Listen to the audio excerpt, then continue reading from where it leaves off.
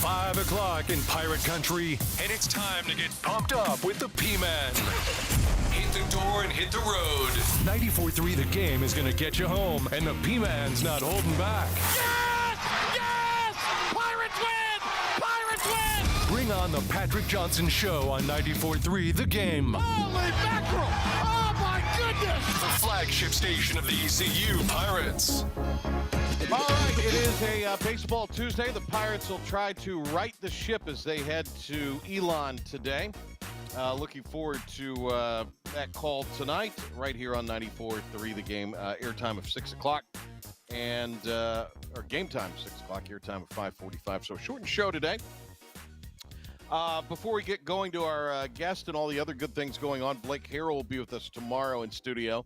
That is the plan as of right now. Gabby Sartori will be with us later in the week. She is, of course, the analyst for ECU lacrosse on ESPN Plus, and also played at Brown, played Lax at Brown. So we'll talk to her. Of course, playing that night will be the ECU lacrosse team. I think we're going to get Mully on Friday. Maybe Wags on Thursday, Pilk. I don't know yet. Maybe. Depends on how motivated I am, I guess, on Thursday. All righty. Well, Wags is a good guest. I mean, I don't. Wags is not a good day for shrift. Thursday. Thursday's the day you can't go to Canes games, or he's an editor on Thursday. Wags Thursday does not work.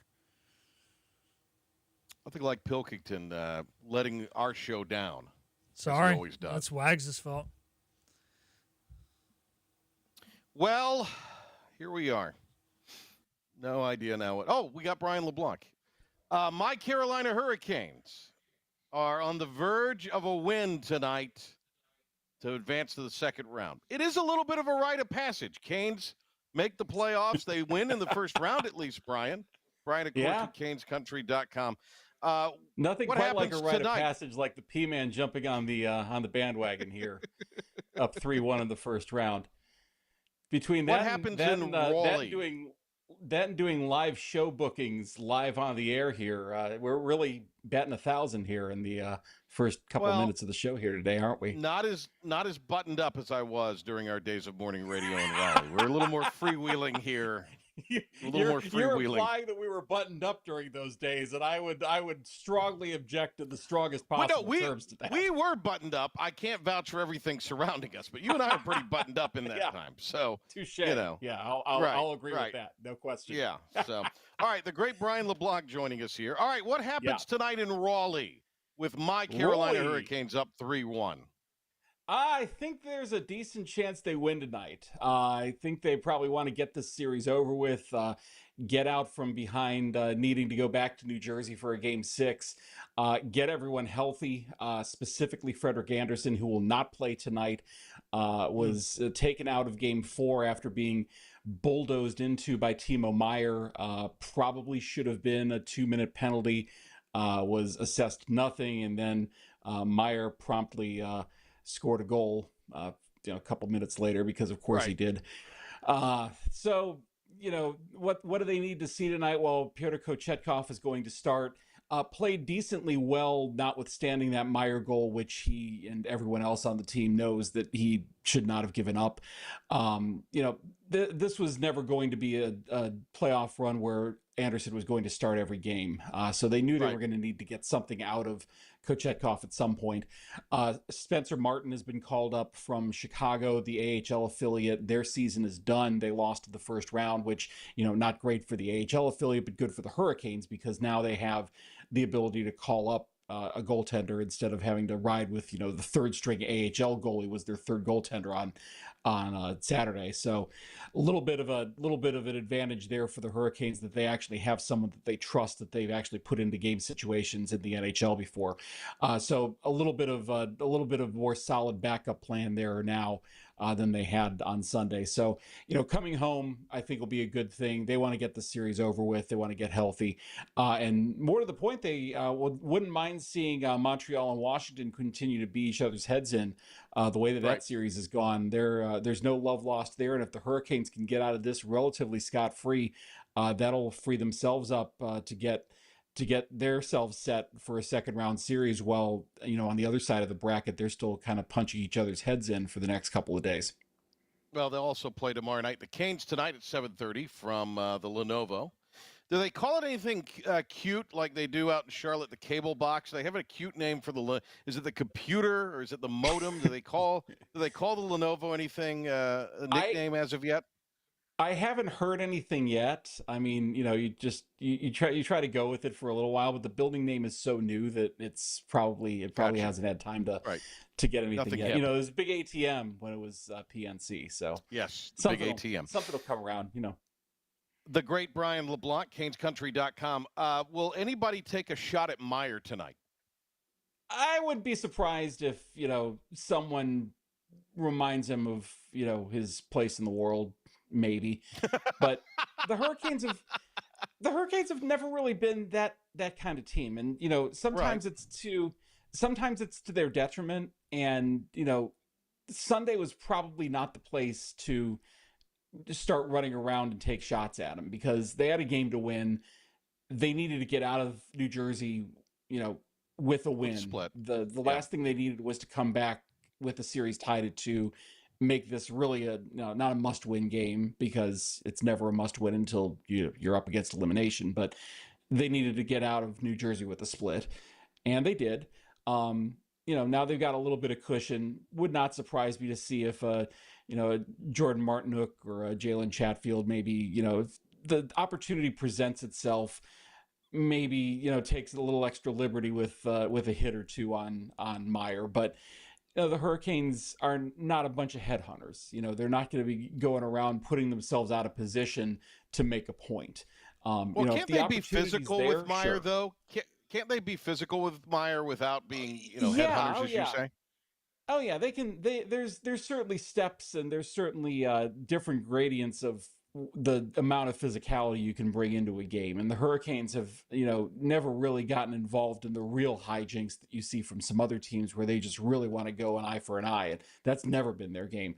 But there was very little pushback when Anderson got bowled over. And Rod Brindamore has always kind of said, we'll play our game and let them deal with the repercussions. And that's always kind of been their approach to dealing with this kind of thing. They've never really been the type of team that's going to be, just kind of skating around willy-nilly, just, looking to pick a fight.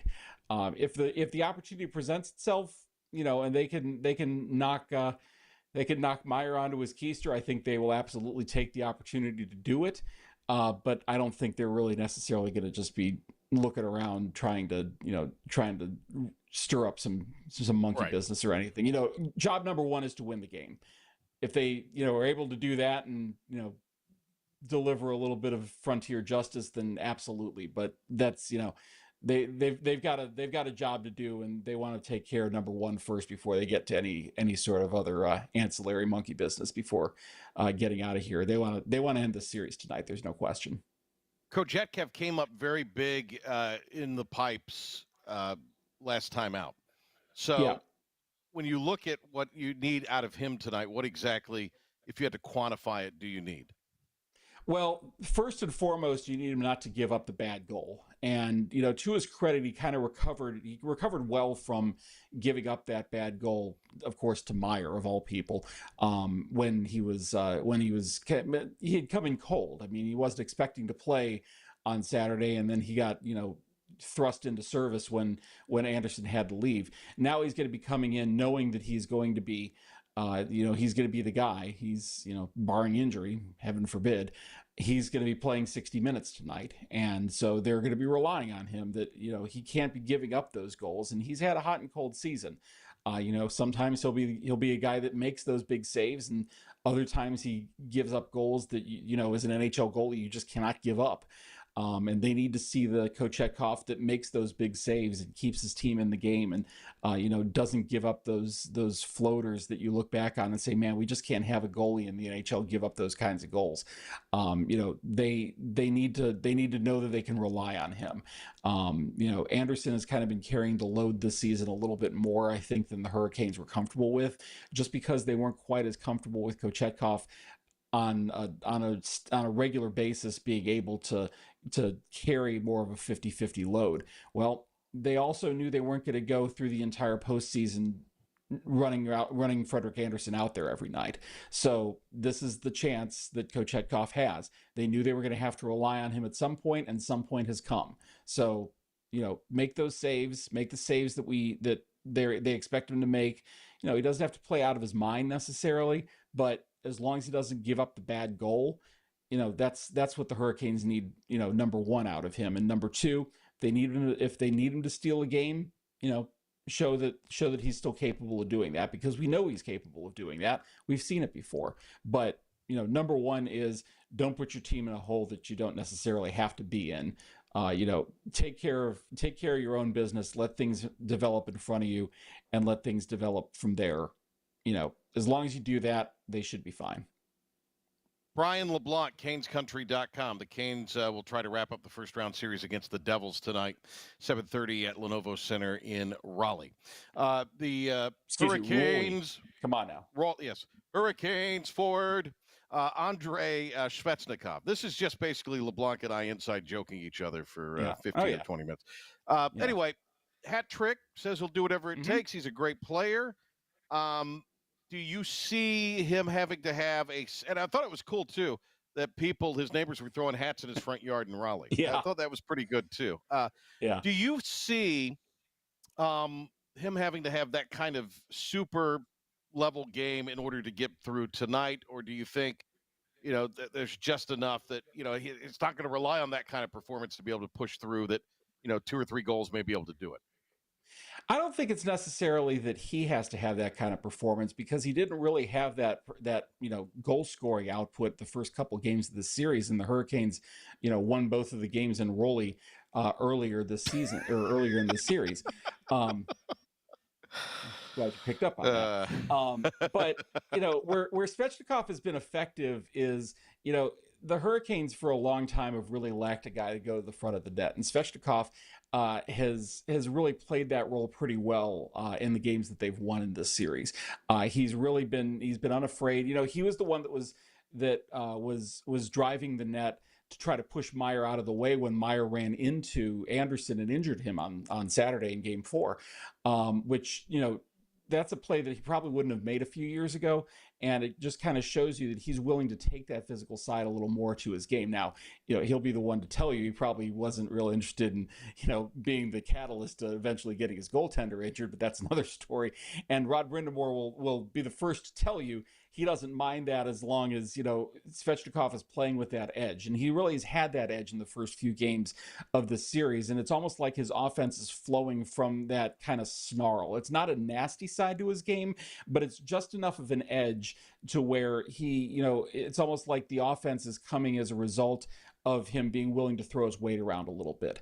And, that's the type of game that he has to play to be effective. It's not necessarily one where he has to score the goals all the time, but those goal scoring, that goal scoring kind of comes as a downstream effect of being more physical and being more active, in the forechecking realm, and, forcing guys off the puck in his defensive zone. It's something that he's developed over his game the past couple of years, and it's definitely starting to pay dividends. And he's been effective even when he hasn't been scoring. Certainly they'll take the goals, but he's been one of the more consistent, antagonists, I guess is probably the best way to put it, so far in this series. He's been really effective at it. And, the Hurricanes are certainly happy, I think, with what they've seen out of him. The goals certainly help, but it's the all-around game, I think, that's kind of propelling him to be that goal scorer that we saw on Saturday. And if they can get that performance again, they certainly won't complain about it, because, scoring goals certainly helps. But it's the all-around game, I think, that's been kind of a revelation for them from Svechnikov in the first couple games of the series. We're here with Brian LeBlanc of Canes Country. Brian, I have a kind of an off-the-ice question, but translating it to on the ice.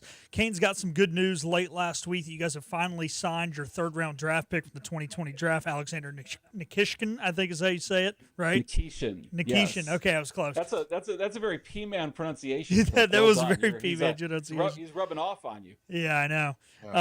Listen to you too. If he, I know this. My Carolina Hurricanes roster like the back of my hand. Come on. Oh yeah. Well, he just became on the roster so far, officially. not that I've been counting. So, if they are able to get his, obviously there's a lot of government side of this, getting his work visa and all that. But let's just hypothetical here. You guys get him back between rounds 1 and 2. Is there any chance he's one of the 18 skaters, do you think, at all this year in the playoffs, barring injury? Or do you think Rod Brindamore is kind of an if it ain't broke, don't fix it kind of situation? Boy, that's a good question. Man, you come up with some good questions, Pilk. I appreciate that. Well, I appreciate that. Thank you. Well, the deal is signed. That was announced late last week. He's under contract. The visa's settled. The only real issue with the visa was the Canadian visa, which was an issue because their last 2 games were in Montreal and Ottawa. Possibly an issue if Montreal wins that series, the Hurricanes would play Montreal in the second round.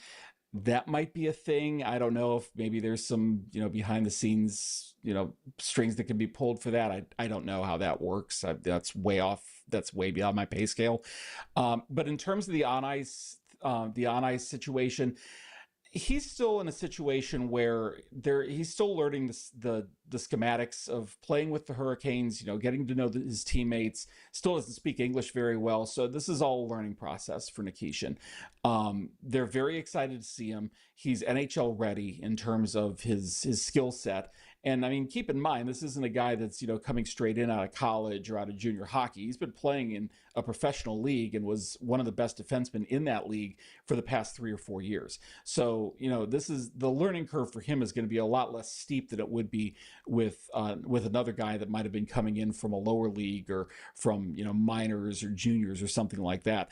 In terms of raw skill, he's ready. It's just a matter of, are you ready to throw him into the shark tank that is the Stanley Cup playoffs, having never taken a shift in anger in the NHL.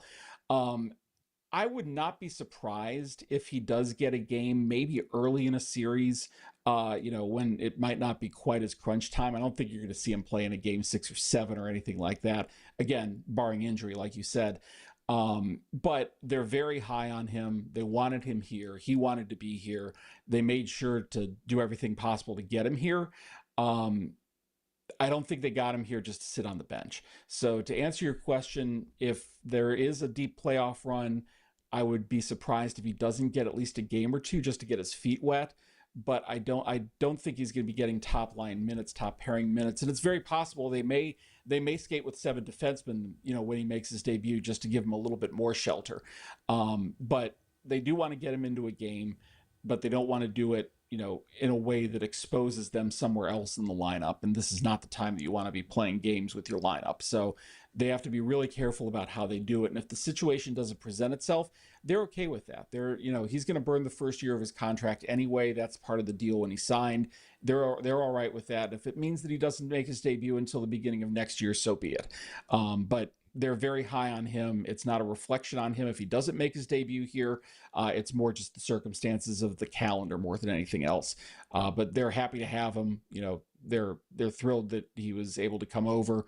And at this point, it's just kind of the schedule dictates it more than anything else. It's not a preparation thing, and it's not a question of if he's ready to go. He is. It's just the time of year more than anything at this point with Nikishin. The great Brian LeBlanc from CanesCountry.com. I want to come back to the playoffs, but with the latest dismissal in the NHL, and that involves the Penguins firing Mike Sullivan. He had won 2 cups. Now, they had been to the playoffs in 3 years. Was this a justifiable dismissal? I think that his clock had probably ran out. He's going to land on his feet. I think that's very clear. I think I'd be stunned if he didn't have a job, at the start of next year, and he may have one by 3 weeks from now. It would not shock me if he winds up in New York. That seems like a logical landing place for him because that job is open, and I would that just seems like a place where he would logically end up. Every coach has their expiration date, right? And not making the playoffs in 3 years, the Penguins are probably due for a reset. They still have Sidney Crosby, still an outstanding player. Yeah. They're not in a great shape salary cap wise. A lot of that is because they're kind of an aging core, and they're kind of stuck in that no man's land where, you don't want to completely give up, but the clock is ticking, right? And the Blackhawks were there a couple of years ago, and they finally, they eventually just kind of read the writing on the wall and said, okay, we're done. There's nothing else we can do. And now they've been mired in a rebuild for years and have kind of just been spinning their wheels. Look at the Red Wings. I mean, the Red Wings have been stuck in a rebuild for what seems like forever, and still haven't made the playoffs in years. So, Sullivan made it through a couple of GM changes. That always is kind of unusual because GMs tend to come in and like to bring their own guy in. He was under contract. I think that the GM that's there now, Kyle Dubas, came from Toronto, probably is going to want to bring his own guy in, but understanding again, this is a guy that won 2 cups, went to 3 finals, has been one of the best coaches in hockey for a very long time. Understood that, if anyone's going to turn this around, Mike Sullivan's as good of a candidate as anyone to do it. So go ahead and give him the chance to do it. It didn't happen. And, the clock basically just struck midnight. It happens to every coach. It's going to happen to Rod Brindamore someday.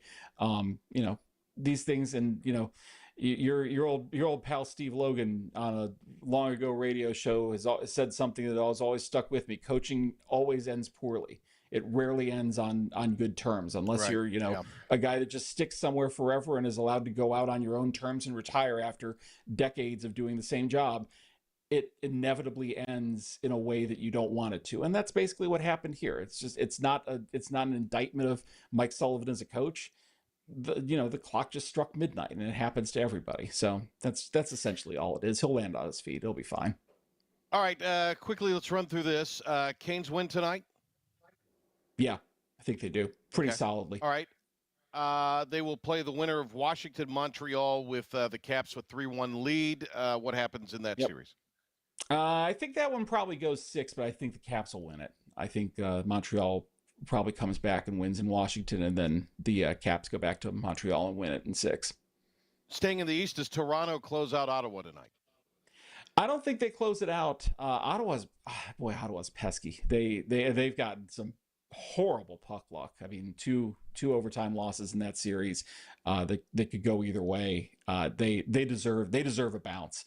So I don't think Ottawa is done yet. I think Toronto still wins that series, but I think that Ottawa is not done fighting. I think they extend the series. Do the Lightning have a run in them? Boy, that series has been a. I was about to say, does anyone, more importantly, does anyone leave in a body bag from that series? Right. I mean, oh my goodness. I don't know whether to say it's been horrible or great to watch. Ugh. The answer to that question is yes. I feel like the Panthers pull it out, but at this point, I'm kind of questioning how many people are going to be left on the bench to do it. And whichever team comes out of that series is going to be so beaten up that I really am going to have a hard time picking them in round 2. I think it'll be the Panthers. I feel very strongly it's going to go 7 games, and I do not feel strongly about either team winning because it's literally going to be the last team standing is going to win that series. Well, Tampa down 3-1 in that one. All right, everything in the West is 2-2 with the exception of Dallas, Colorado, and there it's the Stars over the Avs 3-2. Who wins who advances in the West in the second round? Dallas advances probably in 7. I think that one goes back to. I think that one's just home ice is going to hold all the way through. I actually think that Vegas might be on the ropes a little bit. I haven't been super impressed with them. Minnesota's, kind of sneaky good. Vegas hasn't given me a whole lot to think about. I know they've won twice, but I don't know. Minnesota's don't sleep on Minnesota. I actually think St. Louis might finish it off, which is kind of scary because this is Winnipeg's shot, and if they don't make it through here, you kind of wonder if this is like the old San Jose problem from 10, 15 years ago. This is their time, or the Nashville thing from, about the same time. This is their shot. If they don't do it now, you kind of wonder if they're ever going to. But I kind of think the Blues may have the Jets on the ropes. I'm thinking that St. Louis might pull that series off in 6. And I think the Kings will finish off the Oilers here in the next couple of games. So I've got So that would leave what? It would leave Kings Wild and Blues Stars as the second round matchups in the West. Good stuff, Brian. Thanks a lot. As my Carolina Hurricanes make the push for the Cup, we'll get you back on. How about that? Sounds good. You know I'm around. The great Brian LeBlanc. We appreciate him, Canes country. When we come back, Pilk, you want to do an update when we come back, and then we'll close the show? You want to do that? Sounds good, yeah. A little isolated update. Come back and talk to the top of or at least till 45. How about that? All right, it is the Patrick Johnson Show, and we got Pirate Baseball coming your way tonight. The team of Flatlands Jessup is working overtime to help ensure that Eastern North Carolinians like you get the health insurance help you need this open enrollment period. New legislation passed meaning more people than ever qualify for affordable coverage. Let us help you today. Are you ready to tackle those yard and garden projects? Come by East Carolina Tractor and Fleet, your local Coyote dealer, and check out their great selection of residential and commercial Coyote tractors. From zero-turn mowers to compact tractors to skid steer loaders, they've got you covered. Some with 0% financing for qualified buyers. Stop by your hometown Coyote dealer, East Carolina Tractor and Fleet, across from the Pitt County Fairgrounds, or online at ectfleet.com. East Carolina Tractor and Fleet. We dig dirt. Big tax credits are back. Get a 30% tax credit, up to $2,000 off your new Mitsubishi electric heat pump install. Let Comfort Master help you take advantage of the tax credits with a qualifying Mitsubishi electric ducted heat pump or non-ducted Mitsubishi electric mini splits. Mitsubishi electric mini splits are ideal for bonus rooms, garages, or sunrooms. If you need a new HVAC unit, call Comfort Master today. Call Comfort Master. Call Comfort Master. The best burgers around. Everyone loves a thick, juicy, and fresh burger. Tiebreakers in Greenville, plus the all-new Tiebreakers in Winterville. Do real burgers better than anybody. So don't just go to any burger-themed restaurant chain. It's time to break the chain and eat local. Tiebreakers, real burgers at its best. Everybody loves burgers. You know what the problem is with standard belts?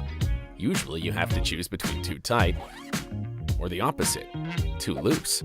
But with Anson Belt and Buckle, you don't have to choose. We got rid of the holes and instead have a track system designed for micro adjustability. That way you can enjoy a perfect fit every time. Anson Belt and Buckle. Find your perfect fit today.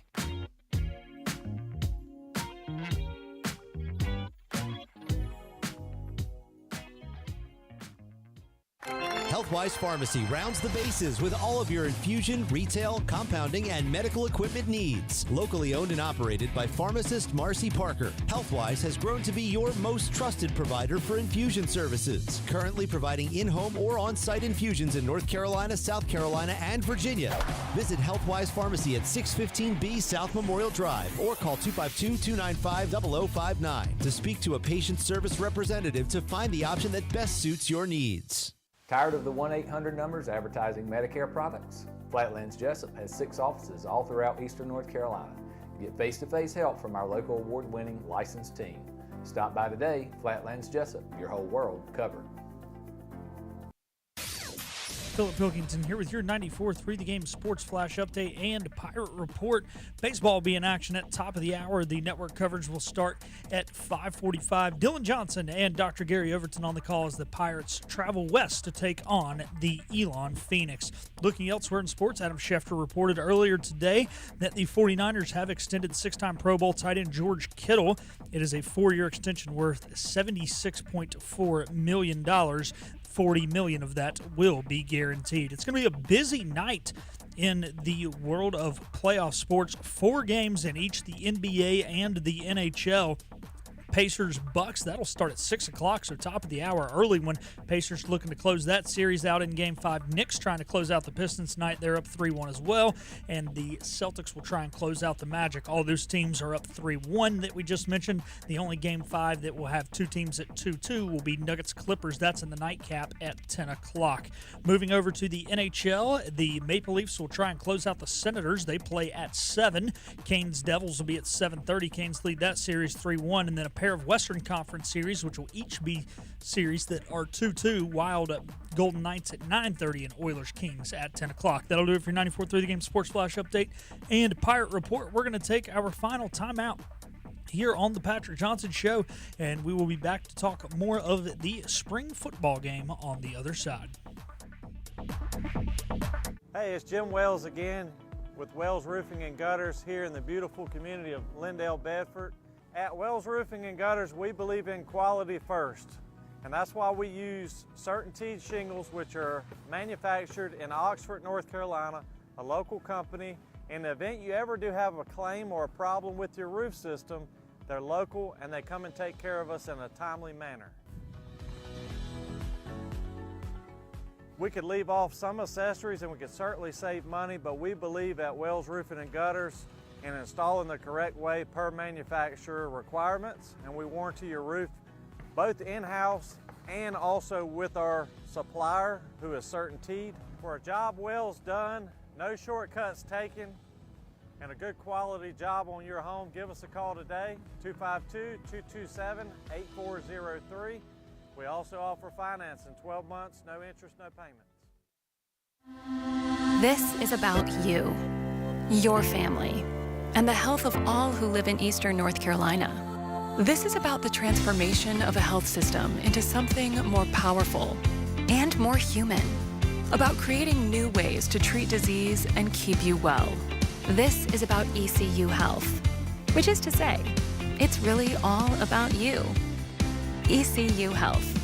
Minds, hearts, purpose.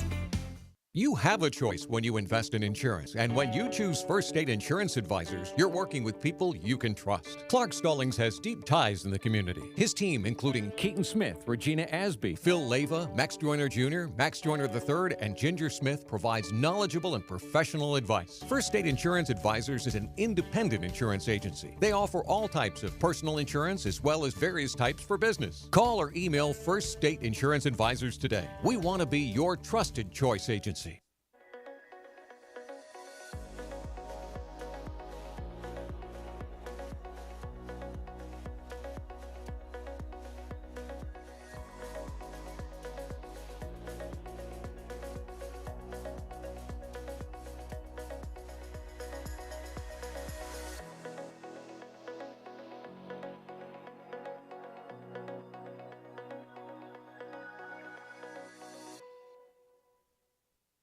Other restaurants claim their food is fresh and fast, but are they friendly? At Moore's, you're treated like family the minute you walk into their doors. With locations in Winterville, New Bern, Swansboro, Morehead City, and Jacksonville. We've been practicing what we preach since 1945. At Moore's, our barbecue is slow cooked and smoked over real wood daily until it's so tender it's falling off the bone. Combined with our fresh chicken, cooked-to-order seafood, and homemade fixins, we're sure you'll agree. If it's not Moore's, it's less. And now, the stunning conclusion of the show. It's the P-Man here on 94.3 The Game. All right, not a ton of, well, we got a few minutes here. The audio, Pilk, put yourself up. The audio, I want to see Pilk's reaction to this. The audio that Pilk got was so lousy, we're not going to play it. So the wind was whipping, man. The wind was whipping. I had to hold my tripod from falling over. You got a tripod. You now need to get a lapel Roadcaster mic. Anyway, never mind that. We're going to talk to the coach of the Pirates tomorrow, right? He'll be in studio. So all of our questions we can answer then with Coach Blake Harrell. Just within the last couple of hours, there's this crush of stories coming out regarding the Belichick interview from the other day and Jordan Hudson's influence, and it's very concerning at UNC. During the interview with CBS Mornings, there's a handful of awkward moments, including one when Belichick's girlfriend, Jordan Hudson, shut down question on how they met, being said, we're not talking about this. Now, there's a lot of Twitter sleuths out there who have an idea of how they met. I'm not getting into that. TMZ says moments like that which occurred in the interview Sunday are not sitting well with North Carolina, and there's a growing sense that this could become a problem. There are personnel at UNC, according to TMZ, that are concerned about Hudson's influence on the head coach, seemingly taking on a role as his manager. It's unclear what exactly Hudson's role is, but it's clear she's serving as some kind of public relations manager for Belichick. Earlier this year, Belichick answered asked North Carolina staffers to copy Hudson on certain emails, specifically those regarding social media and web content. That request doesn't seem out of the ordinary, as it makes sense that the 72-year-old would want his 24-year-old girlfriend to handle anything regarding his social media. Okay, I can understand that. But there have been some other interesting involvement from Hudson over the past few months. The Athletic's Matt Baker reported earlier this month that Hudson emailed UNC's social media team asking them to promote Bill's son, Steve Belichick, as his own established, credible entity. Steve Belichick was eventually named defensive coordinator. Baker also noted that Hudson's email signature identifies her as Chief Operating Officer of Belichick Productions. Whatever Hudson's role is, it doesn't seem to be posing a serious issue at the moment, but it appears the higher-ups at North Carolina fear things that could be getting worse eventually. This is being covered by everybody, sports-wise, non-sports-wise. Hudson, apparently, Pilk, there were 30 minutes of that interview that was not used that were so disrupted by Hudson interrupting. And it was very frustrating to CBS, and there's been some communication from the CBS higher-ups with UNC. Now, here's the other thing. They did the interview at his high school alma mater up in Maryland, Belichick's high school alma mater. There were no people with the book present. Whenever we do a book interview, I'm not saying people are present, but we've done the interviews before where if we link into a phone, the PR person or somebody who's with the publisher is there on the phone, like on another line. Yeah. There's also instances where, at the very least, we are given, it's set up by the people who are handling the PR, we're advanced copies of the book. We do the interview because they set up to call it, and then they follow up with us as soon as it's over, usually on email saying, hey, did everything go okay? Yeah. That's kind of how that works. Now, so there was nobody present from the book side of things for CBS, not some dinky Patrick Johnson show on a FM radio station in Greenville. This was CB frickin' S. And then you also have nobody from UNC. And I don't know if you've ever dealt with North Carolina, Pilk, but the UNC sports information people are very tight with how they control a lot of the interviews. Yeah.